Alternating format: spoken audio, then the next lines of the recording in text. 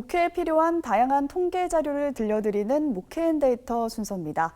오늘은 크리스천 부모들이 자녀들의 신앙교육에 대해 어떻게 생각하고 있는지 알아보겠습니다.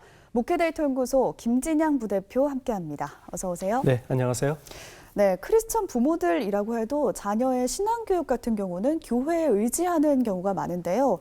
부모들이 자녀의 신앙교육에 어느 정도 개입하고 있었습니까? 네, 우리가 보통 각 가정에서는 자녀들한테 인성교육을 시킨다든지, 그다음에 지식교육을 시킨다든지, 혹은 진로에 대한 교육을 시킨다든지 이런 것들을 하잖아요. 네. 근데 그 비율을 좀 보면 인성교육은 그 94%가 가르친다고 그렇게 얘기를 하고 있어요. 그러니까 모든 가정이 다 인성교육을 시키고 있는 거죠. 지성교육, 진로교육 각각 79%, 69% 이렇게 나왔는데 신앙교육을 시킨다는 비율은 59%밖에 되지 않아요. 그러니까 우리가 일반적으로 자녀의 신앙을 굉장히 중요하게 생각하고 있음에도 불구하고 각 가정에서 신앙교육 시키는 비율은 그 중요성에 비하면 많이 낮은 것으로 그렇게 볼 수밖에 없죠. 예, 다른 인성교육이나 다른 교육들에 비교해 보면은 낮은 비중을 차지하고 있는데 그렇다면 자녀 신앙교육에 적극적으로 나서지 못하는 이유가 있을까요? 네, 여러 가지 그 이유들이 있을 수 있는데요. 이번 조사 결과를 보면 자녀의 학업과 학원 수업이 우선이라서 12%, 예. 자녀가 신앙을 받아들이고 하지 않아서 6% 이런 것처럼 자녀 때문에 신앙교육을 시키지 못한다고 하는 이유도 있었어요. 그런데 가장 큰 걸림돌들은 뭐라고 조사되었냐면 너무 바빠 시간이 없어서 23%, 부모인 내가 신앙이 확고하지 않아서 19%, 신앙교육의 구체적인 방법을 몰라서 16% 이렇게 나타났는데요. 이 세 가지 요인은 결국 부모에게 원인이 있는 것이거든요. 그러니까 가정에서 신앙교육이 제대로 이루어지지 못하는 것은 자녀 요인도 일부 있지만 대부분 부모의 책임 때문이다. 이렇게 이번 조사 결과에서 분석됐습니다. 네, 그 여건을 좀 살펴보면 방법을 몰라서 신앙교육을 못했다. 이런 응답도 눈에 띄는데요. 자녀 신앙교육에 대해서 구체적인 방법을 모르는 부모들 얼마나 있었습니까?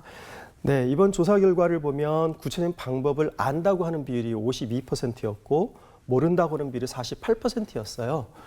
이 응답 속에는 신앙교육이라는 것이 가정에서 성경 지식을 가르쳐야 되는 것인지 아니면 삶으로서 어떤 모범을 보여야 되는 것인지 아니면 어떻게 접근해야 되는 것인지 이런 것에 대해서 부모들이 잘 모르고 있다는 것이 이번 조사 결과로 드러났고요. 예.